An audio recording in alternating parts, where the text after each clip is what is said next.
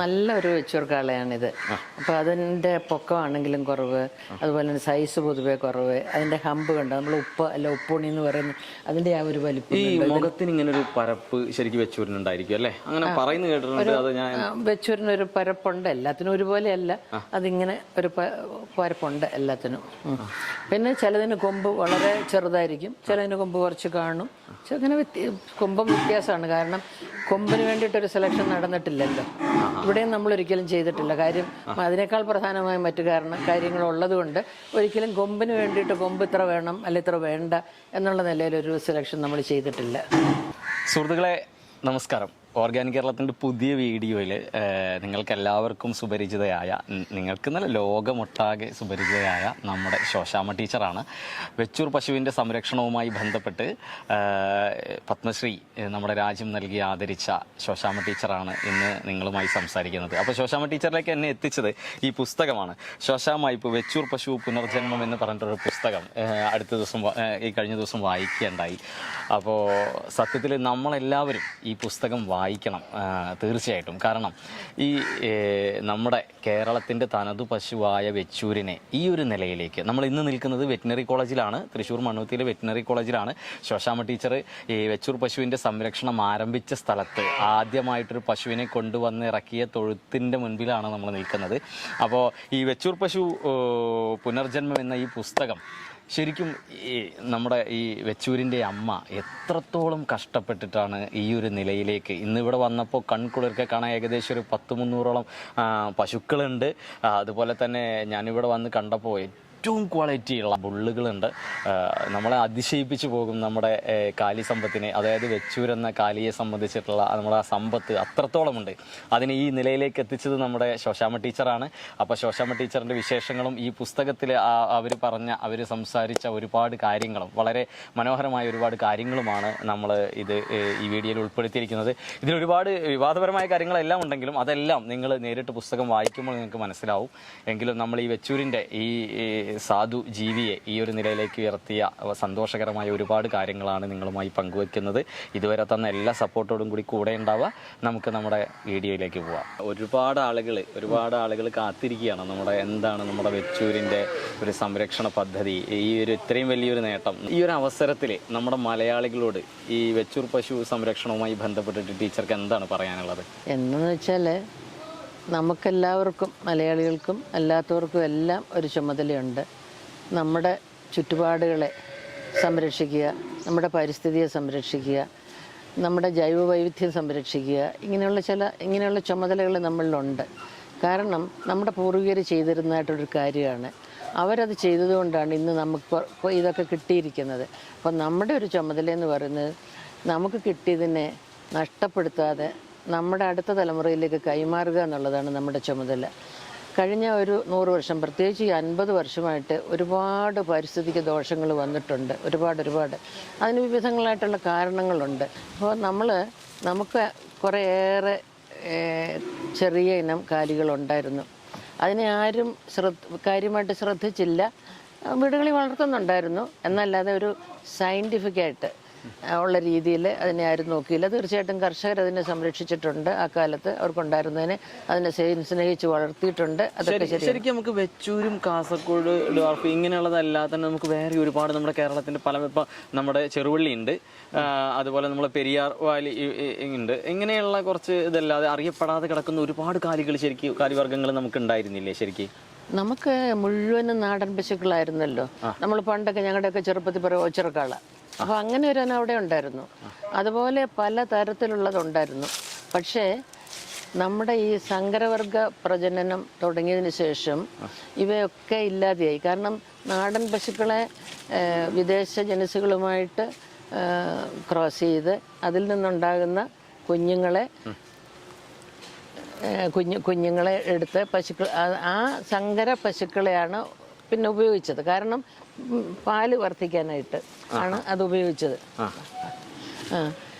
അപ്പോൾ അങ്ങനെ വന്നപ്പോൾ നമ്മുടെ നാടൻ പശുക്കൾ കുറേ ഇല്ലായ്മയായിപ്പോയി. ഒരുപാടെണ്ണം എന്തുമാത്രം നശിച്ചെന്ന് പോലും നമുക്കൊരു കണക്കില്ല. കാരണം അതിനൊന്നും റെക്കോർഡില്ല. അപ്പോൾ അങ്ങനെ ഉള്ള ഒരു കാലമായിരുന്നു. അപ്പോൾ ചിലതൊക്കെ അവിടെ ഇവിടെയും ഈ ഇൻസെമിനേഷൻ എത്താത്ത സ്ഥലങ്ങളിൽ കുറേയെല്ലാം ഉണ്ടായിരുന്നു. ചില കാട്ടുപ്രദേശങ്ങൾ, ചില എസ്റ്റേറ്റുകൾ അവിടെയൊക്കെ ഉണ്ടായിരുന്നു. അപ്പോൾ ഇപ്പോൾ നമ്മളത് ഈ വെച്ചൂർ പശുവിൽ തുടങ്ങി, അതിലൊട്ടും താമസിയാതെ കാസർഗോഡ് പശുവിലും തുടങ്ങി. അപ്പോൾ അത് നമ്മൾ മുമ്പോട്ട് കൊണ്ടുപോവുക. ഏതെങ്കിലും മറ്റിനങ്ങൾ ഇപ്പം തന്നെ വില്ലുവാതിരി എന്ന് പറഞ്ഞിട്ട് ഒരെണ്ണം തിരുവല്ലാമല ഏരിയയിലുണ്ട്. നല്ല പശുക്കളത്. അപ്പോൾ പാലുൽപാദനം വളരെ കൂടുതലല്ലെങ്കിലും അല്ലെങ്കിൽ പോലും അവ വളരെ നല്ല പശുക്കൾ, അത് വളരെ സംരക്ഷിക്കപ്പെടേണ്ടതാണ്. പക്ഷെ പലപ്പോഴും സംഭവിക്കുന്ന എന്നാന്ന് വെച്ചാൽ ഇപ്പോൾ ഒരു എണ്ണം ഉണ്ട് എന്ന് കണ്ടു കഴിഞ്ഞാൽ ഇപ്പോൾ നാടൻ പശുവിന് ഭയങ്കര ഡിമാൻഡാണ്. ഈ പ്രത്യേകിച്ചും ഈ ഓർഗാനിക് അഗ്രികൾച്ചർ വന്നതോട് കൂടിയിട്ട് വലിയ ഡിമാൻഡ്. ഈ ഡിമാൻഡ് എന്ന് പറയുമ്പോൾ ശരിക്കും നമ്മുടെ വെച്ചൂരിൽ നിന്നുള്ള ആ തുടക്കമല്ലേ ഈ ഒരു ഡിമാൻഡിലേക്ക് എത്തിച്ചത് അല്ലേ ടീച്ചറെ? അതെ, തീർച്ചയായിട്ടും. വെച്ചൂരിനെ നമ്മളിവിടെ വളർത്തി കഴിഞ്ഞപ്പം ഇവിടെ തന്നെ കുറച്ച് വർദ്ധിച്ചു കഴിഞ്ഞപ്പോഴേ ഒന്നും വേണ്ട. ആദ്യത്തെ കാര്യം ഞാൻ പറയാം, ആളുകൾ ഇവിടെ വന്നാൽ ഇവിടെ സങ്കരവർഗ പശുക്കളുടെ ഫാം ഇതിന് തൊട്ടപ്പുറത്തുണ്ട്. അവിടുത്തെ ചാണകം അവർക്ക് വേണ്ടത് ഈ വെച്ചൂർ പശുവിൻ്റെ ചാണകം. അപ്പോൾ ഞാൻ നേരത്തെയും പറഞ്ഞിട്ടുള്ളതുപോലെ നമ്മളെക്കാൾ മുമ്പേ കർഷകരുടെ ആ ഒരു പ്രായോഗിക ജ്ഞാനം അത് വളരെ വളരെ കൂടുതലാണ് അവർക്ക്. അപ്പോൾ അവർ വന്നിട്ട് പറഞ്ഞു ഞങ്ങൾക്ക് വെച്ചൂർ പശുവിൻ്റെ ചാണകം ഇച്ചിരി കിട്ടണം. എപ്പോഴും അതിന് വേണ്ടിയിട്ട് ഇങ്ങനെ വരുമായിരുന്നു ആളുകൾ ഞാനിവിടെ ഇരിക്കുന്നതായിട്ടുള്ള സമയത്ത്. അപ്പോൾ അതിൻ്റെ എന്താണെന്ന് വെച്ചാൽ അവരത് മനസ്സിലാക്കി, ഇതിന് കുറച്ച് വളം കൂടുതലുണ്ട്, ഇതിന് കുറച്ച് ഗുണം കൂടുതലുണ്ട്, ഈ ചാണകവും മൂത്രവും കൃഷിക്ക് കൂടുതൽ നല്ലതാണ്, നമ്മുടെ മണ്ണിന് നല്ലതാണ് എന്നൊക്കെയുള്ള കാര്യങ്ങൾ അവർ നമ്മളെക്കാൾ നേരത്തെ അറിഞ്ഞു എന്നുള്ളതാണ്. ഇത് അവരിൽ നിന്ന് നമ്മൾ പഠിച്ചു. ഒരുപാട് കാര്യങ്ങൾ നമ്മുടെ കർഷകരിൽ നിന്നാണ് നമ്മൾ പഠിക്കുന്നത്. നമ്മുടെ ഈ സംരക്ഷണം തുടങ്ങിയപ്പം Indian council of agricultural research അവിടുത്തെ ഡെപ്യൂട്ടി ഡയറക്ടർ ജനറലും മറ്റു ചിലരും ഒക്കെ ഇവിടെ വന്നു.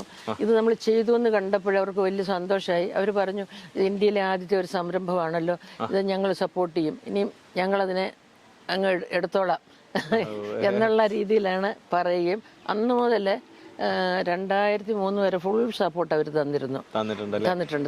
അത് പറയുമ്പോഴാണ് ശരിക്കും ധാക്കയിലേക്ക് നമ്മുടെ സമ്മേളനത്തിൽ പങ്കെടുക്കാൻ അല്ലേ ഇന്ത്യയുടെ പ്രതിനിധിയായിട്ട് ടീച്ചർ മാത്രമേ പോയുള്ളൂ. നമ്മുടെ പുസ്തകത്തിൽ അത് വളരെ വ്യക്തമായിട്ട് പറയുന്നുണ്ട്. ഞാൻ നമ്മുടെ വെച്ചൂർ പശുവിന്റെ ഈ പുസ്തകത്തിൽ അല്ലേ, അതൊരു ശരിക്കും അത്ഭുതകരമായ കാര്യം തന്നെയാണ്. അത് ഒറ്റ ദിവസം കൊണ്ട് വളരെ ചുരുങ്ങിയ സമയം കൊണ്ട് നമ്മളൊരു പ്രബന്ധം തയ്യാറാക്കിയ ടീച്ചർ അത് അവിടെ കൊണ്ടുപോയി അവതരിപ്പിച്ചു. എന്തായിരുന്നു ആ ഒരു അനുഭവം? എന്തായിരുന്നു അത്? ഇവിടുന്ന് പോകണമെന്ന് പറഞ്ഞിട്ട് എനിക്ക് ലെറ്റർ വന്നപ്പം ഞാൻ ധരിച്ചു കുറച്ച് സീനിയേഴ്സായിട്ടുള്ള, അന്ന് ഞാൻ അത്ര സീനിയർ ഒന്നും അല്ലല്ലോ, ആ സീനിയേഴ്സായിട്ടുള്ള ആളുടെ കൂട്ടത്തിൽ പോകാനായിരിക്കും 6-7 പേര് കാണും എന്ന് വിചാരിച്ച് ഞാൻ അവിടെ ചെന്നു. അപ്പോൾ എനിക്ക് വലിയ തയ്യാറെടുപ്പൊന്നും വേണ്ട, കുറച്ചുകൂടെ വലിയ ആളുകളൊക്കെ ഉണ്ടല്ലോ എന്നുള്ള രീതിയിൽ ഞാൻ അങ്ങ് പോയി. പക്ഷെ പോയപ്പോൾ ഞാൻ കുറച്ച് ഫോട്ടോസും ഇതിൻ്റെ കുറച്ച് മെറ്റീരിയലും ഒക്കെ കയ്യിലെടുത്തിട്ടുണ്ടായിരുന്നു. എന്തെങ്കിലും ഉപയോഗപ്പെടുത്തേണ്ടി വന്നാലോ എന്ന് വിചാരിച്ചിട്ട് ഞാൻ കയ്യിലെടുത്തു. അപ്പോൾ അവിടെ ചെന്നപ്പോൾ ഞാൻ ചോദിച്ചു ആരാ ടീം ലീഡർ, ആരൊക്കെ ഉണ്ട് ടീമില്ലെന്ന് ചോദിച്ചു. പറഞ്ഞു ആരുമില്ല, നിങ്ങൾ മാത്രമേ ഉള്ളൂ. അപ്പോൾ എനിക്കൊരു ചെറിയൊരു വിഷമം. And you have to present a country paper എന്നും പറഞ്ഞു. അപ്പോൾ ഞാൻ വിചാരിച്ചു അപ്പോൾ ബാക്കി 7 രാജ്യങ്ങൾ സാർക്ക് രാജ്യങ്ങളെല്ലാം ഉണ്ടല്ലോ, അപ്പം ഇതിപ്പോൾ ഒരു ഇന്ത്യ റെപ്രസെൻ്റ് ചെയ്ത് കാര്യങ്ങൾ പറയേണ്ട ഒരു ചുമതല നമുക്ക് വന്നു. അപ്പം ഞാൻ വിചാരിച്ചു ശരി, ഇതിപ്പോൾ നമുക്കറിയാവുന്ന കാര്യങ്ങളുണ്ട് കുറച്ച്. ഞാൻ പിന്നെ എല്ലാവരും ഇവിടെയൊക്കെ പോയ സമയത്ത് ഞാൻ ഒരു 2 ദിവസം നേരത്തെ അവിടെ ചെന്നു. അപ്പോൾ ഞാൻ പിന്നെ അവിടെ മുറിയിൽ നിന്ന് ഇറങ്ങിയിട്ടില്ല, ഇതങ്ങ് തയ്യാറാക്കി. പിന്നെ അന്ന് ഈ പറഞ്ഞ പോലെ ഈ സ്ലൈഡ്സും ഷോയും ഒന്നും ഇല്ല, വളരെ നേരത്തെയാണല്ലോ. അപ്പോൾ ഇത് നമ്മൾ ഈ പടങ്ങൾ ഇങ്ങനെ വെച്ചിട്ട് എന്താ പറയാ, അതിൽ കൂടെ കാണിക്കുക, എന്താ പ്രൊജക്ടറിലൂടെ കാണിക്കുക. അപ്പോൾ അങ്ങനെ കണ്ടപ്പോൾ അവിടെ ആളുകൾക്ക് താല്പര്യമായി. അപ്പോൾ ഇങ്ങനെയൊക്കെ ചെയ്യുന്നുണ്ടല്ലോ എന്ന് വെച്ചാൽ അടുത്ത സെഷൻ പ്രിസൈഡ് ചെയ്യാൻ എന്നോട് പറഞ്ഞു. അതൊരു അനുഭവം. അധ്യക്ഷമായിട്ട് ഡിബേറ്റിന് നേതൃത്വം കൊടുത്തു അല്ലേ? ഒരു സെഷൻ പ്രിസൈഡ് ചെയ്തു. അത് വളരെ സന്തോഷം. ഞാൻ doctor C Latha, Mannuthy veterinary കോളേജിലെ ഡീനാണ്. ഞാൻ എൻ്റെ പ്രിയപ്പെട്ട ഗുരുനാഥയെ പരിചയപ്പെടുത്താനും മാഡത്തെക്കുറിച്ച് 2 വാക്ക് പറയാനുമാണ് ഉദ്ദേശിക്കുന്നത്. Madam Padmashri doctor Sosamma Iype. ശരിക്കും പത്മശ്രീ മാഡം എന്ന് പറയുമ്പോൾ തന്നെ വളരെ സന്തോഷമുണ്ട്. ഞങ്ങളുടെ ഒരു ഗുരുനാഥയ്ക്ക് ഇങ്ങനെ ഒരു അംഗീകാരം ലഭിച്ചതിൽ ഏറെ സന്തോഷമുണ്ട്. മാഡത്തിൻ്റെ സ്റ്റുഡൻസ് എന്ന് പറയുന്നതിൽ ഞങ്ങൾ ഏറെ അഭിമാനിക്കുന്നു. തീർച്ചയായും നമ്മുടെ വെറ്റിനറി സമൂഹത്തെ തന്നെ, അല്ലെങ്കിൽ വെറ്റിനറി കോളേജിനെ, വെറ്റിനറി യൂണിവേഴ്സിറ്റിയെ ലോകോത്തര നിലവാരത്തിലേക്ക് ഉയർത്തിയിരിക്കുകയാണ് മാഡം. ഏറെ സന്തോഷമുണ്ട് മാഡം ഈ ഒരു പ്രത്യേക അവാർഡ് ലഭിച്ചതിൽ. നമ്മളിവിടെ ഇങ്ങനെ ഇപ്പോൾ മാഡം തുടങ്ങി വെച്ചൊരു വലിയ ബൃഹത്തായ ഒരു പദ്ധതിയാണല്ലോ നമ്മുടെ വെച്ചൂരിൻ്റെ ഒരു കൺസർവേഷൻ. അതിപ്പോഴും എങ്ങനെയാണ് ഇപ്പോഴത്തെ ഒരു സ്റ്റാറ്റസ് നമ്മുടെ യൂണിവേഴ്സിറ്റിയുടെ? പത്മശ്രീ സോസമ്മ മാഡം 1989 മുതലാണ് വെച്ചൂർ കൺസർവേഷനിലേക്ക് കൃത്യമായിട്ട് ഇറങ്ങിയത്.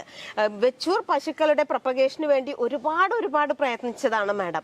അങ്ങനെയാണ് ഈ ഒരു വെച്ചൂർ പശുക്കളെ നമ്മുടെ നാട്ടിൽ നമ്മുടെ കോളേജിലേക്ക് കൊണ്ടുവരാനും ഇവിടെ ഒരു യൂണിറ്റ് തുടങ്ങി വെക്കാനും സാധിച്ചത്. ആ യൂണിറ്റ് അന്ന് മാഡമായി തുടങ്ങി വെച്ച യൂണിറ്റ് വളരെ ഭംഗിയായിട്ടാണ് ഇപ്പോൾ കൊണ്ടുപോകുന്നത്. നമ്മുടെ ആനിമൽ ബ്രീഡിംഗ് ആൻഡ് ജെനറ്റിക്സ് ഡിപ്പാർട്ട്മെന്റിന്റെ കീഴിലാണ് വെച്ചൂർ ഫാം ഉള്ളത്. വളരെ ഭംഗിയായിട്ട് ഒരുപാട് അനിമൽസ് ഇപ്പോൾ കൂടിയിട്ടുണ്ട്. ശരിക്കും ഇവിടെ വന്ന് കണ്ടാൽ തന്നെ അത് മനസ്സിലാകും. ഒരുപാട് കിടാങ്ങളും ഒരുപാട് ബുൾസും ഉണ്ട്. 20-ൽ കൂടുതൽ ബുൾസ് ഉണ്ട്. 158-ൽ കൂടുതൽ അനിമൽസ് ഉണ്ട്. അങ്ങനെ വളരെ ഭംഗിയായ രീതിയിലാണ് ഇവിടുത്തെ ഈ വെച്ചൂർ ഫാം നടന്നു പോകുന്നത്. മാത്രമല്ല ബ്രീഡിംഗ് വളരെ സിസ്റ്റമാറ്റിക് ആയിട്ടുള്ള രീതിയിലുള്ള ബ്രീഡിങ്ങും അതുപോലെ സെമൻ കളക്ഷനും മറ്റു എല്ലാ കാര്യങ്ങളുമാണ്. അതുകൊണ്ട് തന്നെ സെമൻ ക്വാളിറ്റിയിൽ യാതൊരു സംശയത്തിനും ഇട നൽകാത്ത രീതിയിലാണ് നമ്മുടെ ഇൻസെമിനേഷനും മറ്റെല്ലാ കാര്യങ്ങളും നടക്കുന്നത്. വളരെ ഭംഗിയായിട്ടാണ് നടക്കുന്നത്.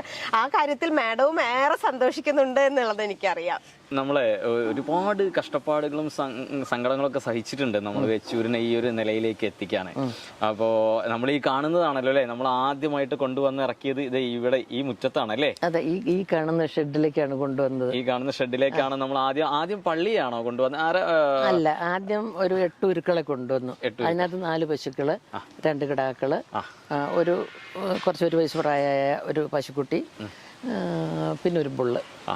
അല്ലേ? ടീച്ചറും സ്റ്റുഡൻസും കൂടിയാണ് ഈ കാര്യങ്ങളെല്ലാം ചെയ്തത്. ഭയങ്കര ഊർജ്ജസ്വലരായിട്ടുള്ള കുറെ ആളുകൾ കൂടെ ഉണ്ടായിരുന്നു. അതല്ലേ, ചെറുപ്പക്കാര്, കൊച്ചു പിള്ളേർ, അവരൊക്കെ ടീനേജേഴ്സ്, കൗമാരപ്രായം. പുസ്തകത്തിൽ അത് വളരെ പറയുമ്പോഴേ നമുക്കത് വായിക്കുമ്പോൾ നമ്മുടെ ഹൃദയത്തിൽ തട്ടി പോകട്ടെ. അത്രത്തോളം ഡീറ്റെയിൽ ആയിട്ട് അതിൽ പറഞ്ഞിട്ടുണ്ട്. അനിൽ സക്രിയെ പോലെയുള്ള അല്ലെ വളരെ ആത്മാർത്ഥമായിട്ടുള്ള സ്റ്റുഡൻസ് അന്ന് ടീച്ചർക്ക് ഉണ്ടായിരുന്നു. അപ്പോ നമ്മുടെ വെറ്റിനറിയുടെ ആംബുലൻസിൽ കൊണ്ടുവന്ന് പശുക്കളെ ഇവിടെ ഇറക്കുന്ന രംഗേ നമ്മുടെ മനസ്സിലിങ്ങനെ കണ്ടിരുന്നു. അപ്പോഴേ ഞാൻ ഒരു ഇത് വന്നതാണ്, ടീച്ചറായിട്ട് കാണുകയാണെങ്കിൽ നമുക്ക് ഈ തൊഴുത്തിന്റെ മുന്നിൽ ഇരുന്നിട്ട് സംസാരിക്കണം.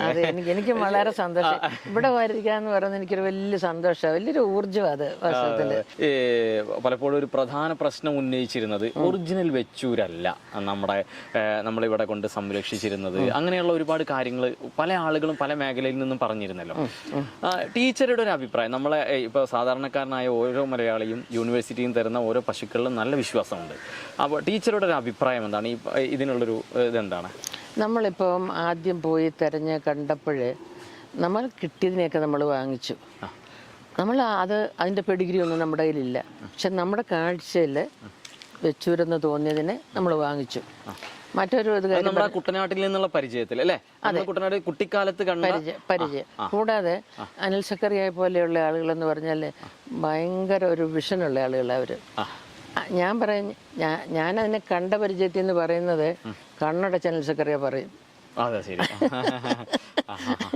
അത്രയും ആ ഒരു ഇമാജിനേഷൻ ഉള്ള ഒരാളാണ്. അപ്പോൾ ഞങ്ങളെല്ലാം ഒക്കെ കൂടെ എല്ലാവരും മറ്റു കുട്ടികളുണ്ട്. ഇപ്പം ഇവിടെ നേരത്തെ ഇപ്പം കണ്ട ജയനില്ലേ, ആ ജയന്, അതുപോലെ തന്നെ ഇവിടെ തന്നെ ഒരു ഡോക്ടർ ബിജു ഇവിടെ യൂണിവേഴ്സിറ്റി തന്നെ വർക്ക് ചെയ്യുന്നുണ്ട്. അവരെല്ലാവരും അവരൊക്കെ ചെറിയ പിള്ളേരായിരുന്നു അന്ന്. ഞാൻ പറഞ്ഞില്ലേ, കൗമാരക്കാരായിരുന്നു. അപ്പോൾ അവർ എല്ലാവരും ഉണ്ട്. നമ്മൾ നല്ല സന്തോഷമായിട്ട് പോയി അതിനെ കൊണ്ടുവന്നു. അപ്പം നമുക്കിപ്പം ഇത് 100% ഒറിജിനലാണോ ആയിരുന്നോ എന്നാരെങ്കിലും ചോദിച്ചു കഴിഞ്ഞാൽ ഞങ്ങൾ കിട്ടിയതിനെ വാങ്ങിച്ചു. അതേ ഉണ്ടായിരുന്നുള്ളൂ. നമുക്ക് ലക്ഷണങ്ങൾ കൊണ്ട് കച്ചൂരാണ്. ഇപ്പം ഞാനിപ്പോൾ ഇതിനെ മുറ ബഫലോ വാങ്ങിക്കാൻ ഹരിയാനയ്ക്ക് പോയ സമയത്ത് ആ സമയത്ത് നമ്മൾ അവിടെ ചെന്നിട്ട് ഓരോ വീടുകളിൽ നിന്നും അല്ല ഈ ചാപ്പറ പോലെയുള്ള സ്ഥലങ്ങളുണ്ട്, നമ്മൾ അവിടെ നിന്നാണ് വാങ്ങിക്കുന്നത്. അവിടെ നിന്ന് നമ്മൾ എന്ത് ബേസിസിലാണ് വാങ്ങിക്കുന്നത്? ഈ എരുമ അറിയത്തില്ല. അപ്പൊ കാണുമ്പം അതിന്റെ ലക്ഷണങ്ങൾ, ആ ബ്രീഡിന്റെ ലക്ഷണങ്ങൾ ഉള്ളതിനെ എല്ലാം വാങ്ങിച്ചു. ഞങ്ങളൊരു 12 എരുമകളെയും അതുപോലെ അതിന്റെ 12 കുട്ടികളെയായിട്ടാണ് ഇവിടെ വരുന്നത്. അതിൽ നിന്നാണ് ഇവിടെ ഒരു മുറ ബഫലോ ഫാം സ്ഥാപിച്ചത്. അപ്പം അതിനെപ്പറ്റി നമുക്കധികം ആർക്കും വലിയ സംശയമില്ല. അപ്പോൾ ഇവിടെയാണെങ്കിലും നമ്മൾ നമ്മുടെ കാഴ്ചയിൽ വെച്ചുവരുന്ന തോന്നിയതിനെ വാങ്ങിച്ചു. അതിനകത്ത് ഒരല്പം സ്വല്പം ചിലപ്പോൾ കലർപ്പ് കണ്ടെന്ന് വന്നേക്കാം, എനിക്ക് ഉറപ്പിച്ചൊന്നും പറയാൻ മേല. പക്ഷേ ഇവിടെ കൊണ്ടുവന്നതിന് ശേഷം നമ്മൾ വളരെ ശാസ്ത്രീയമായ പ്രജനനം ഉപയോഗിച്ച് പലതിനും നമ്മൾ തള്ളിക്കളഞ്ഞു. ചില കാളയും തള്ളിക്കളഞ്ഞു, പശുക്കളെ തള്ളിക്കളഞ്ഞു. അന്ന് കൊണ്ടുവന്ന സമയത്ത് പ്രഗ്നൻ്റ് ആയിട്ട് വന്ന പശുക്കളുണ്ട്. ആ പശുക്കളുടെ കുട്ടികളുണ്ടായപ്പോൾ അതിനൊക്കെ പുള്ളിയും പാണ്ടും ഒക്കെ ഉണ്ടായിരുന്നു. അതിനെല്ലാം അത് പറഞ്ഞു തന്നെ ഞങ്ങൾ കർഷകർക്ക് കൊടുത്തു. നിങ്ങൾ ഇതിനെ കൊണ്ടുപോയിട്ട് ഇനി അത് നല്ല പുല്ല് നമ്മുടെ കയ്യിലുണ്ട്, അതിൻ്റെ സെമൻ ഉപയോഗിച്ച് കുത്തിവെക്കണം. അങ്ങനെ വരുമ്പോൾ അത് കുറച്ചുകൂടെ അപ്ഗ്രേഡഡ് ആയിട്ട് വരും എന്നുള്ളത് പറഞ്ഞു തന്നെ നമ്മൾ കൊടുത്തു. വരില്ല. അതിൽ എൻ്റെ ഒരു ചെറിയ സംശയമാണ്. അതായത് നമ്മളിപ്പോൾ നമ്മുടെ ജീൻ എപ്പോഴും ഒരു വലിയ വിഷയം തന്നെയാണല്ലോ. അപ്പോൾ നമ്മൾ എത്ര തലമുറ മാറിയാലും നമുക്ക് അഥവാ ഏതെങ്കിലും ഒരു സമയത്ത് നമുക്കൊരു ഹൈബ്രിഡിന്റെ ഒരു കലർപ്പ് വന്നിട്ടുണ്ടെങ്കിൽ അത് നമ്മൾ തുടർച്ചയായിട്ട് വെച്ചൂർ ബുള്ളിന്റെ സമയം യൂസ് ചെയ്യുമ്പോഴേ അത് ആ ജീനിന്റെ അത് നമ്മളിൽ നിന്ന് പറ്റ പോവുക തന്നെ ചെയ്യുമോ? അതൊരു പ്യുവർ വെച്ചൂറായിട്ട് നമുക്ക് കിട്ടുമോ? എങ്ങനെയാണ് അതിൻ്റെ ഒരു ഇത്? നമ്മുടെ ഒന്നാമത്തെ കാര്യം, നമ്മുടെ ആവശ്യം എന്താണ്? നമുക്കൊരു പ്യുവർ വെച്ചൂർ എന്നുള്ളതാണോ, നമുക്ക് പറ്റിയൊരു പശു എന്നുള്ളതാണോ നമ്മുടെ ആവശ്യം? അതാണ് നമ്മൾ ആദ്യം നോക്കേണ്ടത്. നമ്മളിവിടെ കൊണ്ടുവന്നു, നമ്മൾ ഇതിനെ ഇവിടെ ബ്രീഡ് ചെയ്തു. ഇപ്പൊ നിങ്ങൾ ഇവിടെ കാണുന്ന പശുക്കുട്ടികളൊക്കെ എത്ര ചെറുതാ, പശുക്കൾ എത്ര ചെറുതാ, കാളെ കണ്ടില് കൊണ്ടുപോകുന്നു, ഇതൊക്കെ ചെറുതല്ലേ? ഇത് 9ാം തലമുറ 10ാം തലമുറയാ. ഈ 10ാം തലമുറയിലും ഇതിന്റെ ജനിതകമായ ചെറുപ്പം അത് നിലനിർത്തുന്നുണ്ടെങ്കിൽ അത് 99% വെച്ചൂരാണ് അല്ലേ? 99എന്നോ 95എന്നോ 100എന്നോ നമുക്ക് പറയാൻ പറ്റില്ല. കൂടാതെ ഇനി 95 ആയാലും എന്നാ, 99 ആയാലും എന്താ, നമുക്ക് വേണ്ട ഒരു പശുവല്ലേ നമുക്ക് കിട്ടിയിരിക്കുന്നത്. അതിന് പിന്നെ ഒരൊറ്റ ബ്രീഡ് പോലും നമുക്ക് 100% എന്ന് പറയാൻ പറ്റില്ല. കാരണം ഈ ബ്രീഡുകൾ തമ്മിൽ എടുത്തു കഴിഞ്ഞാൽ അതിന് എന്തുമാത്രം സിമിലാരിറ്റി ഉണ്ടെന്നറിയാം, സാമ്യം. ബ്രീഡുകൾ തമ്മിൽ ഒരുപാട് സാമ്യമുണ്ട്. ഒന്നും വേണ്ട, നമ്മളും മനുഷ്യരും കുരങ്ങനുമായിട്ട് ഉള്ള സാമ്യം ഒന്ന് ആലോചിച്ച് നോക്കിയാൽ അതിനകത്തൊരല്പം ഉണ്ടെങ്കിൽ എന്താ, ഒന്നും വരാനില്ല. നമുക്ക് പറ്റിയത് ഒന്നിനെ എടുക്കണം. ഈവൻ ഇവിടുത്തെ സങ്കരവർഗ പശുക്കൾ ഇവിടെ ഉള്ളതിൻ്റെ കാര്യം എപ്പോഴും ഞാൻ പറയും. അതായത് നമ്മൾ ആദ്യം കുറച്ച് സങ്കരവർഗ്ഗങ്ങളെ ആക്കിയിട്ട് ആവുന്നിടത്തോളം ഒരു 50% വിദേശ അംശമുള്ളതിനെ എടുത്തിട്ട് അതിനെ അങ്ങ് ക്ലോസ് ചെയ്യുക. പിന്നെ പോപ്പുലേഷൻ ക്ലോസ് ചെയ്യുക. വേറെ ബുൾസിനെ ഒന്നും കൊണ്ടുവരാതെ പുറത്ത് ഈ 50% മാത്രം എടുത്തിട്ട് പശുവും കളയായിട്ട് അങ്ങനെ എടുത്തിട്ട് അതിൽ സെലക്ഷൻ നടത്തുക. സെലക്ഷൻ നടത്തി നമ്മുടേതായിട്ടുള്ള ഒരു ബ്രീഡ്, അതൊരു ബ്രീഡാകട്ടെ, നല്ലൊരു സുനന്ദിനി ആകട്ടെ. അത് ഇപ്പുറത്തൊരു വെച്ചൂരിരിക്കട്ടെ, ഇപ്പുറത്ത് കാസർഗോഡ് ഇരിക്കട്ടെ. പിന്നെ ഇപ്പോൾ ചെറുവള്ളി പശുക്കളുടെ കാര്യം പറഞ്ഞാൽ ചെറുവള്ളി ഒരു ഇനം ഉണ്ട്, അതിനെ സംരക്ഷിക്കണം എന്ന് നമ്മൾ പറഞ്ഞു തുടങ്ങിയപ്പോഴത്തേക്ക് ആളുകളെല്ലാം കൂടെ ഓടിക്കൂടി ചെറുവള്ളി എസ്റ്റേറ്റ് വന്നിട്ട് പശുവിനെ മാത്രം മേടിച്ചിട്ടുണ്ടെങ്കിൽ പോയി, കാളയില്ല. അപ്പൊ അവിടെ വരുന്ന വളർത്തുന്ന ആളുകൾ നല്ല വില കിട്ടുമ്പോൾ അവരും കൊടുക്കും. അതുകൊണ്ട് ശരിക്കും പറഞ്ഞാൽ ചെറുവള്ളിക്ക് വലിയൊരു ദോഷം ഉണ്ടായി. അതാണ് അന്നുണ്ടായത്. അതുപോലെ കാളയില്ലാതെ, ഒരു ബ്രീഡിംഗ് ഇല്ലാതെ, സയന്റിഫിക് ബ്രീഡിംഗ് ഇല്ലാതെ ഏതിനെങ്കിലും സംരക്ഷിക്കാം എന്ന് ആരെങ്കിലും വിചാരിച്ചാൽ അത് വെറുതെയാ. ഈ കുട്ടിക്കാലത്ത് നമ്മുടെ കുട്ടനാട്ടിലൊക്കെ അവിടെ നമ്മുടെ പുസ്തകത്തിൽ പറയുന്നുണ്ട്, അമ്മ പാല് കറക്കുന്നതും സംഭവങ്ങളൊക്കെ പറയുന്നുണ്ട് നമ്മളെ. അപ്പോൾ അന്ന് കണ്ട വെച്ചൂര് ഇപ്പൊ നമ്മുടെ കയ്യിലുള്ള വെച്ചൂരും തമ്മില്, കാരണം കുട്ടിക്കാലം എന്ന് പറയുമ്പോൾ അത്രയും കാലങ്ങൾക്ക് മുന്നേ ആണല്ലോ, അന്ന് വലിയ കലർപ്പ് നമ്മളിവിടെ മറ്റ് സങ്കരയിനം വന്നിട്ടില്ല. അപ്പൊ അതുകൊണ്ട് തന്നെ നമ്മൾ ഈ ഇവിടെയുള്ള കാളയുമായിട്ടും ഇപ്പൊ നമ്മൾ ഈ കാണുന്ന പശുക്കളൊക്കെ വളരെ അടുത്ത സാമ്യം തന്നെയല്ലേ അന്നുള്ളത്? അതെ. ഇപ്പം എൻ്റെ അനിയത്തി ഏറെക്കാലം കഴിഞ്ഞിട്ട്, എൻ്റെ നേരെ താഴെയുള്ള അനിയത്തി മോളി എന്ന പേര്, ഇവിടെ വന്നപ്പോൾ ഞാൻ പറഞ്ഞു നമുക്ക് വെച്ചൂർ പശുവിനെ കാണാൻ പോകാന്ന് പറഞ്ഞ് ഇവിടെ കൊണ്ടുവന്നു. അപ്പോൾ ഈ കാണുന്ന ഷെഡില് ഞാൻ അവിടെ കൊണ്ടുപോയി കാണിച്ചു ഞാൻ. അപ്പം എന്നോട് പറഞ്ഞു, അയ്യോ ഞങ്ങളുടെ നാട്ടിലൊക്കെ അമ്മാമ്മയെന്നാ പറയുന്നത്, ചേച്ചി എന്നുള്ളതിന്. അയ്യോ അമ്മാമ്മേ, ഇത് നമ്മുടെ ആ രണ്ടാമത് നിന്ന പശു തന്നെയാണല്ലോ ഇത് എന്നിങ്ങനെ പറഞ്ഞു. അപ്പോൾ ഒരു പക്ഷേ എത്രയോ വർഷങ്ങൾക്ക് ശേഷമാണ് കാണുന്നത്, എൻ്റെ അനിയത്തി കാണുമ്പം അയ്യോ ഇത് നമ്മുടെ അവിടെ നിന്ന വെച്ചൂർ പശു ആണല്ലോ എന്ന് പറയാനുള്ള ഒരു സാമ്യം അതിനുണ്ട്. ഇപ്പം തന്നെ ഓരോ ഇപ്പം ഒരു 100 വർഷം മുമ്പ് അല്ലെ 150 വർഷം മുമ്പ് നമുക്ക് പശുക്കളുണ്ട്, നാടൻ പശുക്കൾ. പക്ഷെ വർഷങ്ങൾ കഴിയും തോറും ഇതിന്റെ തന്നെ ജനിതകം മാറ്റം സംഭവിക്കും. അപ്പം 400 വർഷം മുമ്പ് ഉണ്ടായിരുന്ന പശു അല്ല 300 വർഷം മുമ്പ്, 200 വർഷം മുമ്പ്. അപ്പൊ പ്രകൃതിയിൽ തന്നെ കുറെ മാറ്റങ്ങൾ സംഭവിക്കും. പിന്നെ ഒരല്പസ്വല്പം കലർപ്പ് ഇല്ല എന്നൊന്നും നമുക്ക് പറയാൻ പറ്റുകയില്ല. ശരിയാണ്. അതെ, ഇപ്പം മറ്റു നാടൻ പശുക്കളുമായിട്ടോ അല്ലെങ്കിൽ വേറെ ഏതെങ്കിലും ഒരു സങ്കരത്തിന്റെ ഒരു അംശമോ ഒക്കെ ഇതിനകത്ത് കണ്ടേക്കാം. പക്ഷെ നമ്മളത് ബ്രീഡ് ചെയ്ത് നമുക്ക് എന്താ വേണ്ടത് എന്നുള്ളത് നോക്കി ശാസ്ത്രീയമായിട്ട് അതിനെ തെരഞ്ഞെടുത്ത് മുമ്പോട്ട് കൊണ്ടുപോവുക രീതിയിലൂടെ ഇത് നമ്മൾ ഇത് 33ാമത്തെ വർഷമാണല്ലോ തുടങ്ങിയിട്ട്. ഈ 33ാമത്തെ വർഷത്തില് കർഷകർക്ക് ആവശ്യമായിട്ടുള്ള പശു എന്ന് കർഷകർ ആഗ്രഹിക്കുന്ന ഒരു പശുവിനെ നമുക്ക് വികസിപ്പിച്ചെടുക്കാൻ സാധിച്ചു എന്ന് മാത്രം നമ്മൾ കരുതുക. ഇപ്പൊ എന്താണ് ചിലരൊക്കെ പറയും ഇത് പ്യുവർ അല്ല. പ്യുവർ ആണെന്നോ അല്ലെന്നോ പറയാൻ നമുക്കിതിനെ താരതമ്യപ്പെടുത്താൻ എന്തെങ്കിലും ഉണ്ടോ? ഒന്നുമില്ല. ഇതിൽ വേറെ ഒരു കാര്യം എന്താ അറിയോ, ഇപ്പൊ നമ്മളെ ജർമ്മനിയിലെ പേര് ഞാൻ മറന്നുപോയി, എന്താണ് സ്വർഗ്സബു. അതെ, ജർമ്മനിയിലെ ആ പശുവുമായിട്ട്, ആ കുള്ളൻ പശുവുമായിട്ട് നമ്മുടെ വെച്ചൂരിന് വളരെ അടുത്ത സാമ്യം കാണുന്നുവെന്ന് നമ്മുടെ പുസ്തകത്തിൽ പറയുന്നുണ്ട്.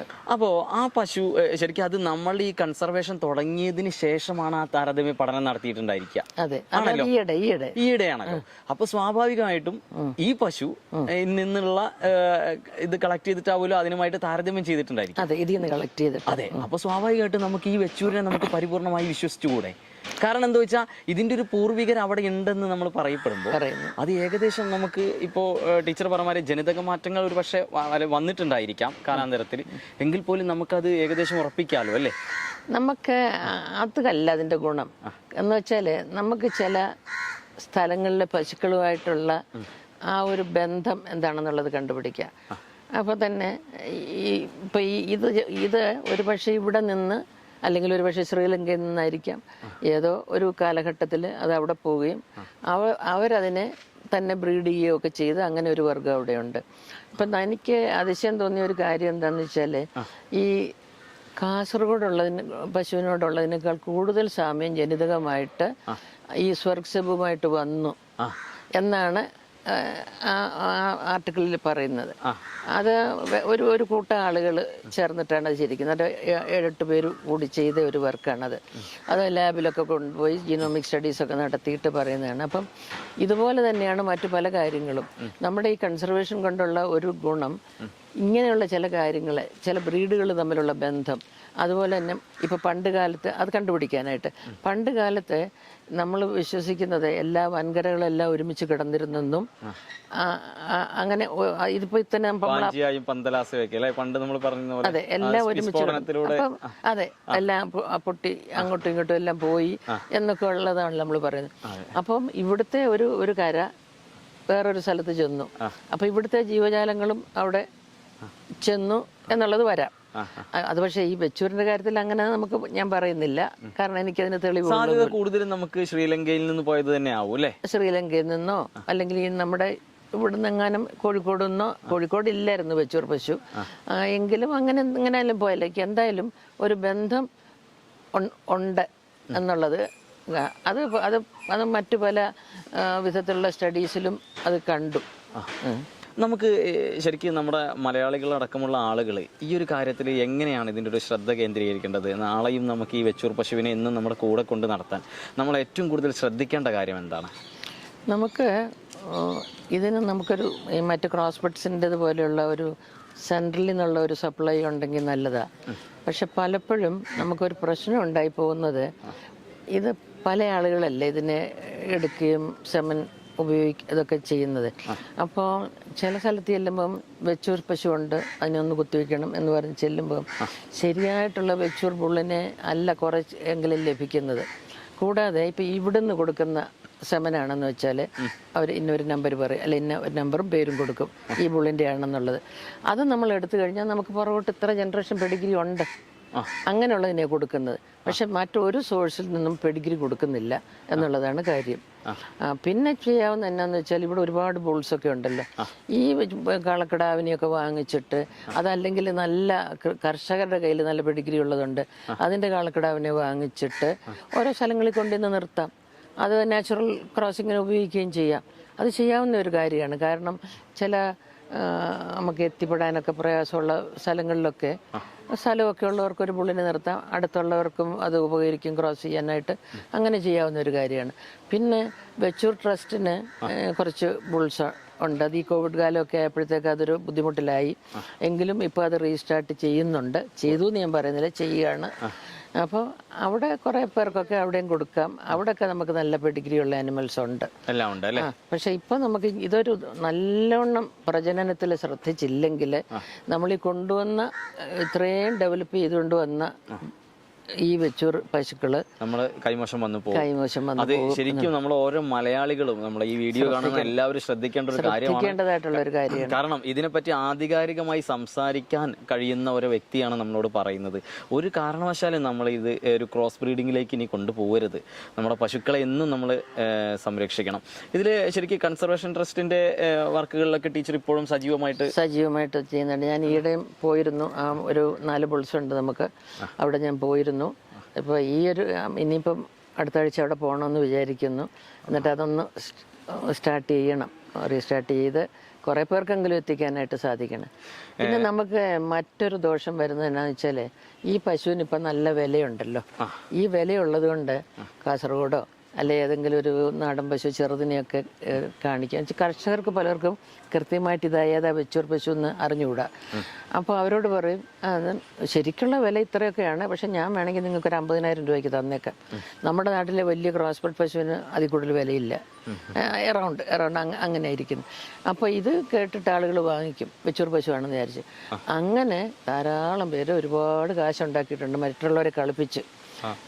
ഞാൻ ചില ആളുകളുടെ കയ്യിൽ നിന്നൊക്കെ വാങ്ങിച്ചത് കേട്ടപ്പം ഞാനങ്ങ് സ്തംഭിച്ചു പോയെന്ന് പറയാൻ. ഇവരിത് ചെയ്തല്ലോ. 1.5 ലക്ഷം വരെ പോയിട്ടുണ്ടല്ലേ?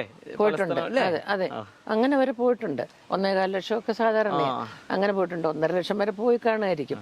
അപ്പോൾ എനിക്ക് വളരെ സത്യസന്ധരെന്ന് ഞാൻ വിചാരിച്ചിരുന്ന ചില ആളുകളുടെ കയ്യിൽ നിന്ന് ഇങ്ങനെയുള്ള ഈ കള്ളക്കച്ചവടം നടന്നപ്പോൾ എനിക്കതൊരു വലിയ വിഷമമായിപ്പോയി. അത് ധാരാളം ഇപ്പോഴും ഉണ്ട്. പക്ഷെ ഇപ്പോൾ ഒരു ഗുണമുണ്ട്, ആളുകൾ കുറേയൊക്കെ അതിനെപ്പറ്റി ഒരു ബോധവാന്മാരായതുകൊണ്ട് ഇപ്പൊ അത്രയൊന്നുമില്ല. ഇപ്പൊ എല്ലാവരും നമ്മളോട് വിളിച്ചു ചോദിക്കും അതിന് പിന്നെ ഇത് വെച്ചൂർ പശുവാണോ പടം ഇട്ടിട്ട് ചോദിക്കും.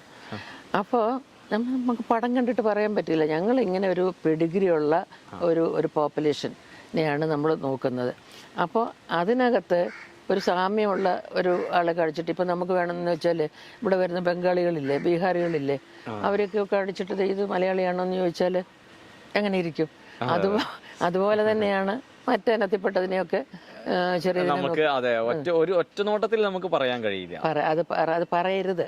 നമ്മൾ അതിനെപ്പറ്റി ഒരു ശാസ്ത്രീയമായ രീതിയിൽ ഒരു കാഴ്ചപ്പാടുണ്ടെങ്കിൽ നമ്മളത് പറയരുത്. നമുക്ക് പെഡിഗ്രി അറിയാവുന്നതിന് മാത്രമേ നമ്മൾ പറയുള്ളൂ. ഇത് മുമ്പ് എൻ്റെ സ്റ്റുഡൻ്റ് ആയിരുന്ന ഡോക്ടർ ബിജുസ് ആണ്. വെച്ചൂർ കൺസർവേഷന്റെ തുടക്കത്തിലുള്ള ആളാണ് അല്ലേ? അതെ, തുടക്കത്തിലുള്ള ആളാണ്. എല്ലായിടത്തും പശുക്കളുണ്ടോന്ന് തിരയാനായിട്ട് ഓടി നടന്ന പശുക്കളെ തെരഞ്ഞു നടന്ന ആളുകളിൽ ഒരാളാണ്. വളരെ ആക്റ്റീവായിട്ട് നടന്ന ഒരാളാണ്. ഇന്ന് ബിജുവിടെ അധ്യാപകനാണ്. അപ്പോൾ അന്ന് ഞങ്ങൾ 5-6 എണ്ണത്തിനെ കണ്ടുപിടിക്കാൻ എത്രയോ പ്രയാസപ്പെട്ടു. ഇന്ന് ഇത്രയും പശുക്കളുടെ അപ്പുറത്ത് നിൽക്കുന്നതായിട്ടുള്ള ഒരുപാട് എണ്ണത്തിന്റെ നടുവിൽ നിൽക്കുമ്പോൾ ഇവർക്കൊക്കെ ഉള്ളൊരു സന്തോഷം, ഞങ്ങൾക്ക് എല്ലാവർക്കും ഉള്ളൊരു സന്തോഷം അത് പ്രത്യേകമാണ്. സാറേ, എന്താണ് അന്നത്തെ ഒരു കാര്യം, അന്നത്തെ ഒരു ഇതൊന്ന് പറയാമോ? അന്നത്തെ ഞങ്ങളെപ്പോലുള്ളവർക്ക് ഈ ടീച്ചറെ ബുക്ക് വായിച്ച് മാത്രം പരിചയമുള്ളതാണ്. അപ്പോൾ എന്താണ് അന്നത്തെ ഒരു അവസ്ഥ ഒന്ന് പറഞ്ഞു തരാമോ?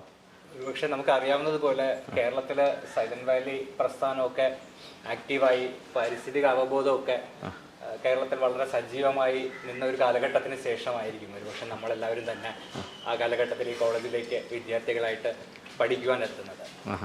എന്നാൽ അന്നിപ്പം പാരിസ്ഥിതിക അവബോധം ഈ പറയുന്ന മാതിരി തന്നെ ഒരു ജൈവ വൈവിധ്യ സംരക്ഷണത്തിൻ്റെ ഒക്കെ ഇമ്പോർട്ടൻസിനെ കുറിച്ച്, അതിൻ്റെ പ്രാധാന്യത്തെ കുറിച്ചൊക്കെ തന്നെ കേരള സമൂഹം അന്ന് വളരെയധികം ചർച്ച ചെയ്യപ്പെട്ടിരുന്ന ഒരു കാലഘട്ടത്തിലാണ് ഒരുപക്ഷെ മാഡം ഈ തരത്തിൽ, കാരണം ജൈവ വൈവിധ്യ സംരക്ഷണം എന്ന് പറയുന്നത് വന്യജീവി സംരക്ഷണം മാത്രമല്ല, അതിനും അപ്പുറത്തേക്കുള്ള കേരളത്തിന്റെ അല്ലെങ്കിൽ നമ്മുടെ തനത് വളർത്തുമൃഗങ്ങളുടെ സംരക്ഷണവും കൂടി അക്കാര്യത്തിൽ വളരെയധികം പ്രാധാന്യമുള്ള ഒരു സംഗതിയാണ് എന്നുള്ളൊരു ആശയം ഒരുപക്ഷെ ഞങ്ങൾ വിദ്യാർത്ഥികളുടെ ഇടയിലേക്ക് പടർത്തുന്നത്. അപ്പോൾ തീർച്ചയായിട്ടും ആ ഒരു പരിസ്ഥിതി സംരക്ഷണത്തിന്റെയും ജൈവ വൈവിധ്യത്തിന്റെയൊക്കെ ആ പ്രാധാന്യം അത്തരത്തിൽ തന്നെ മനസ്സിലാക്കിക്കൊണ്ട് തന്നെയാണ് മാഡം തുടങ്ങി വെച്ച ആ ഉദ്യമത്തിന് പരിപൂർണ പിന്തുണയുമായിട്ട് ഞങ്ങൾ മാഡത്തോടൊപ്പം കൂടിയത്, ഇറങ്ങി തിരിച്ചത് അല്ലേ? അങ്ങനെ നോക്കുമ്പോൾ ഒരുപക്ഷെ ലോകത്തിലെ തന്നെ സ്ഥിതിവിശേഷം എടുക്കുമ്പോൾ ഈ പറയുന്ന രീതിയിലുള്ള വളർത്തുമൃഗങ്ങളുടെ ജനിതക വൈവിധ്യത്തിന്റെ സംരക്ഷണത്തിനുള്ള ഒരു ആദ്യ പടിക്ക് തുടക്കം കുറിച്ചത് ഒരു പക്ഷേ ഈ ഒരു ഉദ്യമത്തിൽ കൂടിയാണ് എന്ന് മനസ്സിലാക്കാനായിട്ട് സാധിക്കും. അപ്പൊ മാഡം പറഞ്ഞിരിക്കുന്ന വാക്കുകൾ ഏറ്റെടുത്തുകൊണ്ട് തന്നെയാണ് അത്തരത്തിലൊരു ചെറിയ ശ്രമം എന്ന നിലയിൽ നമുക്കിത് തുടങ്ങുവാൻ സാധിച്ചതും ഇന്ന് ഒരുപക്ഷെ ലോകം മുഴുവൻ ചർച്ച ചെയ്യപ്പെടുന്ന രീതിയിൽ തന്നെ ഇത്തരത്തിലുള്ള വളർത്തുമൃഗങ്ങളുടെ ഒരു ജനിതക വൈവിധ്യ സംരക്ഷണം അത്തരത്തിലൊരു വലിയ പ്രസ്ഥാനമായിട്ട് തന്നെ അത്രയും വലിയൊരു നിലയിലേക്ക് അത് എത്തി അല്ലേ? ശരിക്ക് നമ്മുടെ പുസ്തകത്തിൽ പറയുന്നുണ്ടേ, ഈ ഒരാള് വെച്ചൂര് പശു ഉണ്ടെന്ന് പറഞ്ഞിട്ട് നമ്മൾ നാട് നീളം നടന്നു, ഉച്ചയ്ക്ക് വൈകുന്നേരം വരെയൊക്കെ നടന്നു. വൈകുന്നേരത്തിൽ നിന്ന് നോക്കുമ്പോൾ ഒരു ഹൈബ്രിഡ് പശുവിനെ കണ്ടു. ആളെ അതൊക്കെ പറഞ്ഞു. ആ സമയത്തൊക്കെ നമ്മളും കൂടെ ഉണ്ട് അല്ലേ? ഒരു ഏറെ കാരണം വളരെ ആശങ്കയോടുകൂടി തന്നെയാണ്. കാരണം ഒരു വെച്ചൂരിനെ നമുക്ക് കണ്ടെത്താനാകുമോ എന്നുള്ള ആശങ്കയോടുകൂടി തന്നെയാണ് നമ്മളന്ന് ഗ്രാമങ്ങളിലൊക്കെ തന്നെ സഞ്ചരിച്ചുകൊണ്ടുള്ള ഈ തെറ്റ് പ്രക്രിയയൊക്കെ തന്നെ തുടങ്ങിയത്. ശരിക്കും നിങ്ങൾ വിദ്യാർത്ഥികൾ ഇത് വളരെ ആസ്വദിച്ചിരുന്നു എന്ന് വേണം അല്ലേ പുസ്തകം വായിക്കുമ്പോൾ മനസ്സിലാക്കാൻ. ശരിക്കും അല്ലേ? അന്ന് നമ്മൾ ഈ 1-2 വേണ്ടി ഒരുപാട് കഷ്ടപ്പെട്ട് നടന്ന് ഇന്ന് ഇത് നമ്മുടെ ബാക്ക്ഗ്രൗണ്ടിൽ നമ്മുടെ വിഷ്വലിൽ കാണുന്നുണ്ട് നിറഞ്ഞു നിൽക്കുന്ന വെച്ചൂർ പശുക്കൾ. ഈ ഒരു അവസ്ഥയിലേക്ക് എത്തിയപ്പോൾ ഉള്ള ഒരു ഇതെന്താണ് നമ്മുടെ മലയാളികളോടടക്കം ഈ ലോകത്തൊട്ടാകെ പറയാൻ എന്താ ഉള്ളത്? കാരണം അതൊരു പക്ഷെ അതിൻ്റെ അത്തരത്തിലുള്ള ഒരു തിരിച്ചറിവിലൂടെ തന്നെ ആ ഊർജം പകർന്നു നൽകിയ മാഡത്തോട് ശരിക്കും വല്ലാത്തൊരു കൃതാർത്ഥത തന്നെയാണുള്ളത്. കാരണം ഞാൻ പറഞ്ഞല്ലോ, നേരത്തെ ലോകം ഒരു പക്ഷേ അത്തരം കാര്യങ്ങളെക്കുറിച്ച് ചിന്തിക്കാൻ തുടങ്ങിയിട്ട് പോലും ഇല്ലാത്തൊരു കാലഘട്ടത്തിലാണ് അത്തരത്തിലുള്ള ഒരു ഉദ്യമത്തിലേക്ക് മാഡം തുനിഞ്ഞിറങ്ങിയിരുന്നത്. കാരണം അന്ന് പല എതിർപ്പുകളെയും അവഗണിച്ചുകൊണ്ട് തന്നെ ആയിരുന്നു. കാരണം ഈ പറഞ്ഞ പോലെ വ്യാപകമായ രീതിയിലുള്ള ക്രോസ് ബ്രീഡിംഗ് ഒക്കെ കേരള സമൂഹത്തിൽ കൂടുതലായി നടന്നു വന്നിരുന്ന ഒരു കാലഘട്ടത്തിലാണ് ഒരുപക്ഷെ അതിൽ നിന്ന് വിരുദ്ധമായ ഒരു സമീപനത്തിലേക്ക് ഇറങ്ങിത്തിരിക്കുവാനുണ്ടായിരുന്ന മാഡത്തിൻ്റെ ഒരു തീരുമാനം തന്നെയാണ് അതിൽ ഞങ്ങൾക്ക് ഏറ്റവും വലിയ പ്രചോദനമായിട്ടുള്ളത്. ആ നിരന്തരമായിട്ടുള്ള ശ്രമങ്ങളുടെ ഫലമായി ഇന്ന് ഈ കാണുന്ന തരത്തിലേക്കൊക്കെ തന്നെ ഇത് മാറുകയും കേരളത്തിൽ അങ്ങോളം ഇങ്ങോളം കർഷകർ ഒക്കെ തന്നെ വെച്ചൂരിനെ പ്രത്യേകമായിട്ട് തന്നെ അവരുടെ പുരയിടങ്ങളിൽ പരിപാലിക്കുകയും ചെയ്യുന്ന ഒരു തരത്തിലേക്കൊക്കെ ഇത് വളർന്നു എന്ന് കാണുമ്പോൾ തന്നെ വലിയൊരു സന്തോഷം തന്നെയാണ് അല്ലേ? നമസ്കാരം, ഞാൻ ഡോക്ടർ എലിസബത്ത് കുര്യൻ. ഇപ്പോൾ Kerala veterinary and animal sciences യൂണിവേഴ്സിറ്റിയിൽ CSAGBയുടെ കീഴിൽ വർക്ക് ചെയ്യുന്ന ഒരു അസിസ്റ്റന്റ് പ്രൊഫസറാണ്. ഞാനിവിടെ വെച്ചൂർ കൺസർവേഷൻ യൂണിറ്റിൻ്റെ ഇപ്പോഴത്തെ ഓഫീസർ ഇൻചാർജാണ്. ഇപ്പോൾ നമുക്കിവിടുന്ന് അന്നത്തെ അത്ര ബുദ്ധിമുട്ടൊന്നും ഇല്ലാത്ത രീതിയിൽ ഇപ്പോൾ സമനൊക്കെ പുറത്തേക്കൊക്കെ കൊടുക്കാനും എല്ലാ കാര്യങ്ങളും തുടങ്ങിയോ? എന്തൊക്കെയാണ്? നമ്മളുടെ ഈ ഒരു കൺസർവേഷൻ യൂണിറ്റ് ന്യൂക്ലിയർ ഹേർഡ് എന്ന് നമ്മൾ പറയും. ഇതിൻ്റെ അകത്ത് തന്നെ നമ്മൾ ഒരു 168 ആനിമൽസ് ഉണ്ട്. മൂരിക്കൂട്ടന്മാരായിട്ടും പശുക്കളായിട്ടും കുഞ്ഞുങ്ങളായിട്ടും കിടാരികളായിട്ടും ഒക്കെ ആയിട്ട്. അപ്പോൾ ഇവരിൽ നിന്ന് തന്നെ നമുക്ക് നമ്മളുടെ ആ ഒരു പരിധിയിൽ നിന്നുകൊണ്ട് തന്നെ ഇവരിൽ കർഷകരിലേക്ക് കൂടുതലായിട്ട് ഈ ഒരു പ്യുവർ ആനിമൽസിനെ എത്തിക്കാനായിട്ടൊരു ശ്രമം നമ്മൾ നടത്തുന്നുണ്ട്. 10 മുതൽ 12 ആനിമൽസിനെ വരെ ഓരോ കൊല്ലവും നമ്മൾ കിടാരികളെ നമ്മൾ പുറത്തേക്ക് കൊടുക്കാറുണ്ട് ബ്രീഡിങ്ങിന് വേണ്ടിയിട്ട് തന്നെ. അതുപോലെ KLD ബോർഡ് വഴി നമ്മൾ സെമൻ കൊടുക്കുന്നില്ലേ? എങ്ങനെ? KLD ബോർഡിലുമായിട്ട് നമുക്ക് ഡയറക്റ്റായിട്ട് നമുക്ക് സെമൻ എല്ലായിടത്തും എത്തിക്കാനായിട്ട് ബുദ്ധിമുട്ടാണ്. അപ്പോൾ അതിനുള്ള സർക്കാർ ഏജൻസിയാണ് KLDB എന്ന് പറയുന്നത്.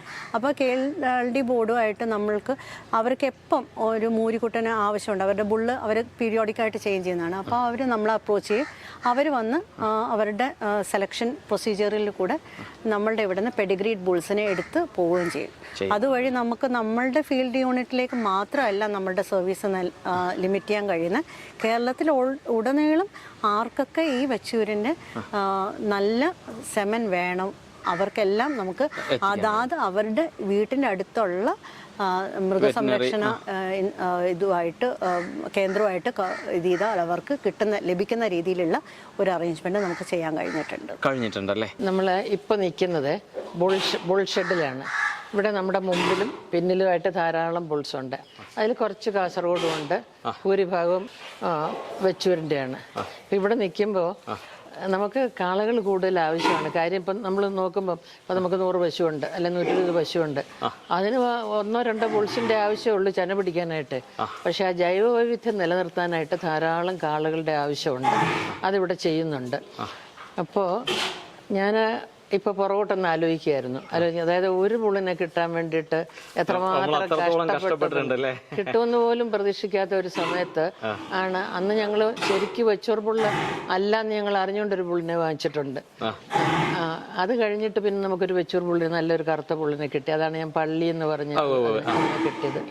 അപ്പം അതൊക്കെ കഴിഞ്ഞ് ഇന്ന് നമുക്ക് ഇഷ്ടം പോലെ ബുൾസ്, ഇഷ്ടംപോലെ പശുക്കൾ അത്രയും നമുക്ക് പറയാൻ പറ്റില്ല, കാരണം പശുക്കളാണ് കൂടുതലായിട്ട് ആവശ്യമായിട്ടുള്ളത്.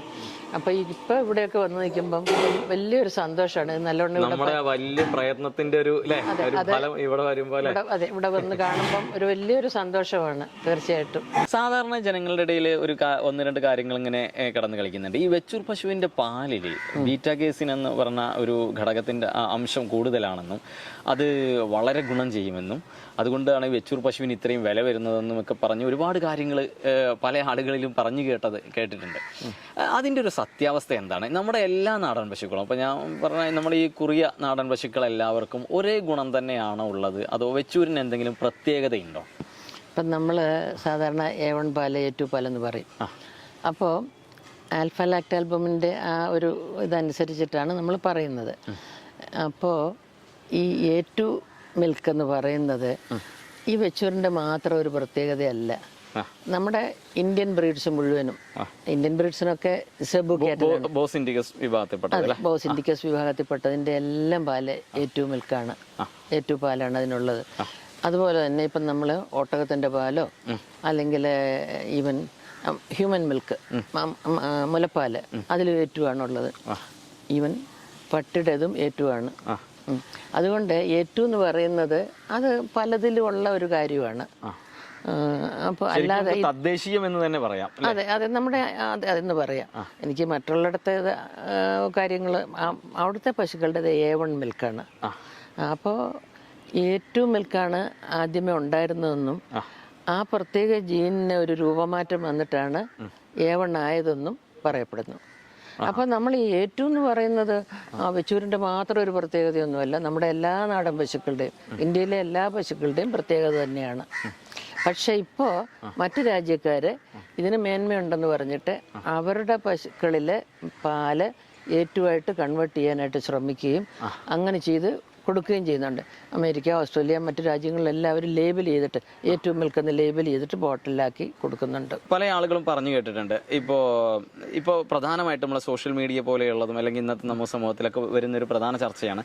നമ്മൾ ഇപ്പോൾ കർണാടകയുടെ ഹല്ലിക്കർ, പിന്നെ നമ്മുടെ ആന്ധ്രയുടെ ഓങ്കോള്, അതുപോലെ നമുക്ക് വെച്ചൂരും, ഇങ്ങനെ എല്ലാം ഉണ്ട്. പക്ഷേ ഓരോ പ്രദേശങ്ങളിലും, ഓരോ സംസ്ഥാനത്തായാലും ഓരോ പ്രദേശങ്ങൾക്കും അനുയോജ്യമായിട്ടുള്ള പിന്നെ പ്രദേശങ്ങളിലുള്ള പശുക്കൾ അവിടെ തന്നെ വസിക്കുമ്പോഴാണ് അതിൻ്റെ എല്ലാ ഗുണങ്ങളും കിട്ടുന്നതെന്ന്. ഇപ്പോൾ ഉദാഹരണത്തിന് വെച്ചൂർ പ്രദേശത്ത് മാത്രം വസിക്കുമ്പോഴാണ് വെച്ചൂരിൻ്റെ എല്ലാ ഗുണങ്ങളും കിട്ടുന്നത്. നേരെ മറിച്ച് അതിനെ കൊണ്ടുപോയിട്ട് നമ്മൾ കാസർഗോഡ് വെച്ചാൽ, അവിടെ വളർത്തിയാലോ ഇതിനെന്തെങ്കിലും അത് ഒരു ആ ആവാസ വ്യവസ്ഥയുമായി ബന്ധപ്പെട്ടത് വളരുമ്പോൾ ഒരുപാട് മാറ്റങ്ങൾ വരുന്നുണ്ടെന്ന് ഒരു പൊതുവെ പറഞ്ഞു കേൾക്കുന്നുണ്ട്. അത് എത്രത്തോളം ശരിയാണ്? ശരിക്കും നമ്മൾ വെച്ചൂരിനെ കൊണ്ടുവന്ന് പാലക്കാടോ തൃശ്ശൂർ, അപ്പോൾ നമ്മൾ തൃശ്ശൂരാണല്ലോ ഇപ്പോൾ സംരക്ഷിച്ചിരിക്കുന്നത്, കംപ്ലീറ്റ് തൃശ്ശൂരാണ്. അങ്ങനെ ആ ഒരു ഇത് കമ്പയർ ചെയ്യുമ്പോൾ എന്താ ടീച്ചറുടെ ഒരു അഭിപ്രായം എന്താണ്? ഈ വെച്ചൂർ പ്രദേശത്തുണ്ടായത് എന്ന് വെച്ചാൽ അന്ന് ആ ഭാഗം ഒരു ദ്വീപ് പോലെയായിരുന്നു, മറ്റു സ്ഥലങ്ങളുമായിട്ട് വലിയ ബന്ധമില്ലാത്തൊരു സ്ഥലമായിരുന്നു. അപ്പോൾ അവിടെ തന്നെ ഒരുപാട് പശുക്കളുണ്ടായിരുന്നു. അത് തന്നെ അവിടെ തന്നെ ബ്രീഡ് ചെയ്യുകയും അതോട് ഉരുത്തിരിഞ്ഞു വരികയും ഒക്കെ ചെയ്തു. പക്ഷെ ആ കാലത്തും ഒരു പതിവുണ്ടായിരുന്നു അവിടെയൊക്കെ. അതായത് മക്കൾ കല്യാണം കഴിച്ചു, അവരുടെ കല്യാണം കഴിച്ചു വിടുമ്പോഴോ അല്ലെങ്കിൽ അതിന് ശേഷം അവർക്ക് കുഞ്ഞുങ്ങളുണ്ടായി അവർ പോകുമ്പോഴോ അപ്പോൾ ഒരു പശുവിനെ കൂടെ കൊടുക്കുക എന്നുള്ള ഒരു പതിവുണ്ടായിരുന്നു. ഇപ്പോൾ ആദ്യത്തെ പശുവിനെ ഞങ്ങൾക്ക് കണ്ടുകിട്ടിയ ഉല്ലല എന്ന് പറയുന്ന വെച്ചൂരിൻ്റെ ഒരു ഭാഗം തന്നെയായിരുന്നു. ആ ഉല്ലലക്കാരൻ മനോഹരനും ഭാര്യ മേദിനിയും. അപ്പോൾ അവർ പറയായിരുന്നു, ഞങ്ങൾക്ക് ഈ പശുവിനെ കിട്ടിയത്, അതായത് മേദിനിയുടെ വീട്ടിൽ നിന്ന് കിട്ടിയതാണ്. അവരുടെ കുട്ടി അവർ പ്രസവിച്ച് ഇങ്ങോട്ട് പോരുമ്പം കുട്ടിക്ക് പാല് കൊടുക്കാനായിട്ട് അവരുടെ വീട്ടിൽ നിന്ന് തന്നതാണ്. ആ ഒരു പശുവിനെയാണ് ഞങ്ങൾക്ക് ഇവിടെ കിട്ടിയത്. അപ്പോൾ ആ ഒരു പതിവുണ്ടായിരുന്നു എന്നുള്ളത് ഉറപ്പ്. അതായത് ആ കുട്ടിക്ക് വരെ ആ പാല് യൂസ് ചെയ്യാം അല്ലേ? ചെയ്യാം. അതാണ് അതിന്റെ വലിയൊരു ഗുണം. എന്റെ ചോദ്യം ഇതായിരുന്നു, നമ്മൾ വെച്ചൂർ ആ പ്രദേശത്തുള്ള ഓരോ പ്രദേശത്തുള്ള പശുക്കളെ ഓരോ പ്രദേശത്ത് തന്നെ നിർത്തുന്നതാണ് ഏറ്റവും നല്ലതെന്ന് പറഞ്ഞിരുന്നു. അത് എന്താണ് ടീച്ചറുടെ അഭിപ്രായം? അപ്പം ഞാൻ പറഞ്ഞത്, ഇത് കൊണ്ടുപോകുന്ന ഒരു പക്ഷേ അവിടുന്ന് തൊടുപുഴയ്ക്കായിരിക്കും കൊണ്ടുവന്ന് ഈ വീട്ടിൽ നിന്ന് കൊടുക്കുന്നതിന്. അതുപോലെ തന്നെ ഈ വെച്ചൂരെന്നൊരു പേര് വന്നെങ്കിലും അത് കുട്ടനാട് മുഴുവനും, ആലപ്പുഴ മുഴുവനും, എറണാകുളത്തും ഒക്കെ ഉണ്ടായിരുന്നു ഇത്. കോട്ടയം ഡിസ്ട്രിക്റ്റിലും എല്ലാം ഉണ്ടായിരുന്ന പശുക്കളാണ്. അവിടെ ഒന്നും അത്ര വലിയ ഇപ്പം നമുക്ക് വലിയൊരു എന്താ പറയുന്നത് കാലാവസ്ഥ വ്യത്യാസം ഇല്ലല്ലോ. സത്യത്തിൽ ഇത് കേരളത്തിൽ എല്ലായിടത്തും വന്നിട്ടുണ്ടായിരിക്കും. ആ കാലത്ത് കോഴിക്കോട് വെച്ചൂരിന്ന് കോഴിക്കോട്ടേക്ക് ഒരു കല്യാണം കഴിച്ചാൽ സ്വാഭാവികമായിട്ട് ഒരു വെച്ചൂർ പശുവിനെ അങ്ങോട്ട് കൊടുക്കാൻ സാധ്യതയുണ്ട്. പക്ഷെ അവിടം വരെ ഒരു പശുവിനെയും കൊണ്ടുപോകാനുള്ള അല്ല ഞാൻ പറഞ്ഞത് കേരളത്തിൽ ശരിക്കും എനിക്ക് ഇപ്പോഴും അത് വിശ്വസിക്കാൻ പറ്റുന്നില്ല. കാരണം എന്താ അറിയോ, അപ്പൊ കാസർഗോഡൻ പശുവിനെ കേരളത്തിന്റെ എല്ലാ മേഖലയിലും വളർത്തുന്നുണ്ട്. അപ്പോൾ ഈ കാസർഗോഡൻ പശുക്കളെ പല മേഖലയിലും നമ്മൾ സംരക്ഷിക്കുന്നുണ്ട്. ഇവർക്ക് എന്തെങ്കിലും ടീച്ചർ അനുഭവത്തിൽ ഇത്രയും ഈ നമ്മുടെ ഈ ജോലിയിൽ പ്രവേശിച്ച് ഇത് ഈ പത്മശ്രീ കിട്ടിയിട്ടുള്ള ഈ വേളയിൽ പോലും ഇതിന്റെ ഇടയ്ക്ക് ഈ പ്രദേശം മാറിയിട്ട് ഈ പശുക്കളെ നമ്മൾ ബ്രീഡ് ചെയ്യുകയും വളർത്തുകയും ചെയ്താൽ അവർക്ക് എന്തെങ്കിലും മാറ്റങ്ങൾ വരുന്നതായിട്ട് ടീച്ചറുടെ ശ്രദ്ധയിൽപ്പെട്ടിട്ടുണ്ടോ? അങ്ങനെ പെട്ടിട്ടില്ല. കാരണം ഒരു കാര്യമുണ്ട്, നമ്മുടെ ഈ കാസർഗോഡ് പശു എന്ന് പറയുന്നത് തന്നെ അതിന് ആവശ്യം വർദ്ധിച്ചപ്പോൾ, ഡിമാൻഡ് വർദ്ധിച്ച സമയത്ത് ഈ നമ്മുടെ കാസർഗോഡ് എന്ന് പറയുന്നത് നേരത്തെ കർണാടകയുടെ ഒരു ഭാഗമായിരുന്നല്ലോ. അത് കഴിഞ്ഞപ്പോൾ കേരളം സംസ്ഥാനം രൂപീകൃതമായപ്പോൾ അതിർത്തി അങ്ങോട്ട് തിരിച്ചെന്നുള്ളതല്ലേ ഉള്ളൂ. അല്ലെങ്കിൽ നമുക്ക് അങ്ങോട്ട് നടന്നു കയറാമല്ലോ, പശുവിനും നടന്നു കയറാമല്ലോ. അപ്പോൾ കാസർഗോഡും മലനാടും തമ്മിൽ വലിയൊരു വ്യത്യാസം, വലിയ സാമ്യമാണെന്ന് മാത്രമല്ല, അവിടെയുള്ള മലനാട് പശുക്കളെയാണ് ഇപ്പുറത്തോട്ട് കൊണ്ടുവന്ന് കച്ചവടം ചെയ്യുന്നത്. അതുകൊണ്ട് ഇപ്പോൾ കാസർഗോഡും മലനാടുമായിട്ട് വലിയ വ്യത്യാസമൊന്നുമില്ല. നമ്മുടെ പഴയ കാസർഗോഡ്, ഞാൻ അന്ന് ഏറെ വർഷങ്ങൾക്ക്, അതായത് ഒരു 32 വർഷം മുമ്പ് ഞാൻ അവിടെ പോയി തിരയുന്നതായിട്ടുള്ള സമയത്ത് ഇത്ര ഒന്നും കാസർഗോഡ് പശുക്കൾ അവിടെ ഇല്ല, വളരെ കുറച്ചേ ഉണ്ടായിരുന്നുള്ളൂ. അത് കഴിഞ്ഞിട്ട് ഈ വന്നിട്ടുള്ള പശുക്കൾ അതിൽ നിന്ന് വർദ്ധിച്ചതൊന്നുമല്ല. അത് മലനാട് അവിടെ ധാരാളം ഉണ്ട്, മലനാട് ഗിഡ എന്ന് പറഞ്ഞിട്ടുള്ളത്. അതിനെ ഇപ്പുറത്തോട്ട് അപ്പൊ അവര് ചില റെസ്ട്രിക്ഷൻസ് ഒക്കെ വെച്ചപ്പോ പോലും മറ്റു ചിലതൊക്കെ പറഞ്ഞ് നമ്മൾ ശരിക്കും യൂണിവേഴ്സിറ്റിയിൽ കാസർഗോഡും കൂടി നമ്മൾ സംരക്ഷിക്കുന്നുണ്ടല്ലോ അല്ലേ? കാസർഗോഡിന്റെ സമനൊക്കെ നമ്മൾ കൊടുക്കുന്നുണ്ട്. ഇവിടെ കൂടുതൽ ഉള്ളത് വെച്ചൂരാണെന്ന് മാത്രം. ഈ കാസർഗോഡിന്റെ കാര്യം പറഞ്ഞാലും മുമ്പേ പറഞ്ഞ കാര്യങ്ങളെല്ലാം കിടക്കെ ഞാൻ പറയുകയാണെന്ന് അതിനൊരു പേര് പോലും ഇല്ല പശുക്കള കാസർഗോഡ് എന്നുള്ള. അതും നമ്മുടെ പുസ്തകത്തിൽ പറയുന്നുണ്ട്, കാസർഗോഡ് എന്നുള്ള ഒരു പേര് ഇല്ലായിരുന്നു. അപ്പൊ അതിന് ഞാൻ തന്നെ ഒരു പേരിട്ടത്, ഈ ഭൂപ്രദേശത്തിന്റെ പേര് കൊടുക്കുക, ഇവിടുത്തെ നാടൻ പശുക്കളെ. അത് കഴിഞ്ഞപ്പോ മലനാടൊക്കെ ഇതിന്റെ കൂടെ വന്ന് കയറി എന്നുള്ളതൊക്കെ ശരിയാണ്. അത് മാത്രമല്ലല്ലോ ടീച്ചറെ, ശരിക്കും പുങ്കനൂര് ടീച്ചറുടെ ഈ വെച്ചൂരിന്റെ കൺസർവേഷൻ തുടങ്ങിയതിന് ശേഷമല്ലേ പുങ്കാനൂർ എന്നുള്ള ഒരു ബ്രീഡിനെ സംരക്ഷിക്കാൻ തന്നെ ഉണ്ടായിരുന്നു. അത് ഒരു ബ്രീഡാണെന്ന് ബ്രീഡ് ഇനമായിട്ട് സർക്കാർ അംഗീകരിച്ചിട്ടില്ല. പുങ്ങന്നൂർ അവിടെ ഉണ്ടായിരുന്നു. ഇവിടെ കാസർഗോഡ് ഉള്ളതുപോലെ അല്ലെ വെച്ചൂർ ഉണ്ടായിരുന്നതുപോലെ അവിടെ പുങ്ങന്നൂരുണ്ട്. പക്ഷെ അതൊരു ദേശം അംഗീകരിച്ച ജനുസായിരുന്നില്ല എന്നുള്ളതാണ്. ടീച്ചർ ഈ വെറ്റിനറി ഡിപ്പാർട്ട്മെന്റിലേക്ക് വന്ന് ഒരു പഠനമൊക്കെ തുടങ്ങിയപ്പോൾ തന്നെ നമ്മുടെ ഒരു പ്രധാന വിഷയം പശു തന്നെ ആയിരുന്നോ, അതോ നമ്മൾ ഈ വെച്ചൂരിന് വേണ്ടി ഇറങ്ങി തിരിച്ചപ്പോഴാണോ നമ്മൾ ശരിക്കും പശുവിലേക്ക് തിരിഞ്ഞത്? അല്ല ഞാൻ നേരത്തെ കർണാലിലെ എൻ്റെ ഗവേഷണം എരുമയിലായിരുന്നു. അപ്പോൾ ഞാൻ എല്ലാ മിലിറ്ററി ഫാംസിലും പോയി അവിടെ നിന്നെല്ലാം ഡേറ്റ കളക്ട് ചെയ്ത് കൊണ്ടുവന്ന് ഒക്കെയാണ്. അപ്പോൾ അവിടെ പോകുമ്പോഴും അവിടെ എല്ലാം നല്ല പശുക്കളുണ്ട്, നാന്തരം പശുക്കളുണ്ട്. മീററ്റിലൊക്കെ ഉള്ള സാഹിവാൾ പശുക്കളെയൊക്കെ കണ്ടപ്പോഴേ അയ്യോ എനിക്കെന്തോ ഒരു സന്തോഷമാണ് തോന്നി. ഞാൻ അവിടെ ചെന്ന് അതിനെ ഒന്ന് തിരിഞ്ഞ് തൊട്ട് അതിൻ്റെ അടുത്തൊക്കെ കുറച്ചേർന്ന് ശല്യമൊന്നും ഇല്ലാത്ത പശുക്കളെ. അപ്പോൾ ഞാൻ വിചാരിച്ചു, ദൈവമേ ഇത്രയും പാലുള്ള ഇത്ര കാണാൻ ഭംഗിയുള്ള പശുക്കൾ ഇന്ത്യയിലുണ്ടല്ലോ. അവിടെ സാഹിവാളിനെ അന്നേരം ഉണ്ടായിരുന്നുള്ളൂ. അത് സാഹിവാളിനെയായിരുന്നു അവർ കൂടുതൽ പ്രോത്സാഹിപ്പിച്ചിരുന്നത്. പക്ഷേ ഇത്രയും നല്ല സാഹിവാൾ ഉണ്ടായിട്ട് മിലിറ്ററി ഫാംസിൽ നിന്ന് അതിനെ മുഴുവൻ വിറ്റ് കളഞ്ഞെന്നുള്ളതാണ്. അത് എത്ര ജനറേഷൻ പെഡിഗ്രി ഉണ്ടായിരുന്നതാ. അപ്പോൾ അത് നമ്മൾ അത് അവനെ അവിടെ സംരക്ഷിക്കപ്പെടേണ്ടതായിരുന്നു. അത്രയും പശുക്കളെ ആളുകൾക്ക് വിറ്റു. പക്ഷെ ആളുകൾക്കൊക്കെ വിറ്റെന്ന് പറഞ്ഞാലും കൊണ്ടുപോകുന്ന ആളുകൾ അതിനെ വളർത്തുന്നൊക്കെ ഉണ്ടായിരിക്കും. ചെറിയ വിലയ്ക്ക് പലരും വാങ്ങിച്ചോണ്ട് പോയി അവിടുന്ന്.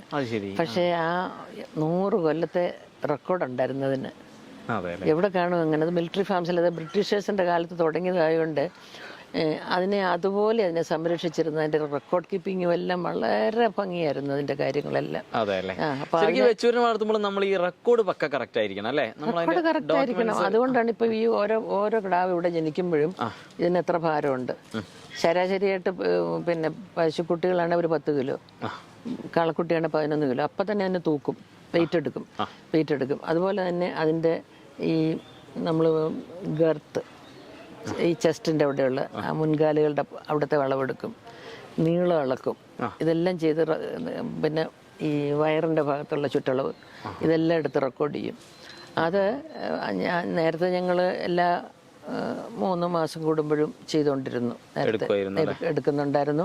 അതിൽ നിന്ന് ചില സ്റ്റഡീസും നമ്മൾ ചില റിസർച്ച് നടത്തിയിട്ടുണ്ട്. അതിൽ നിന്ന് ശരിക്കും നമ്മുടെ വെച്ചൂർ പശുവിന്റെ ഒരു ഹൈറ്റ് എന്ന് പറയുമ്പോൾ ഏകദേശം എത്ര വരും? ഒരു ശരാശരി 90 വരും. 90 വരും. നമ്മുടെ ഇവിടെ ഗിന്നസ് ബുക്കിൽ കയറിയ ഡയാന എന്ന് പറഞ്ഞൊരു പശു ഉണ്ടായിരുന്നു.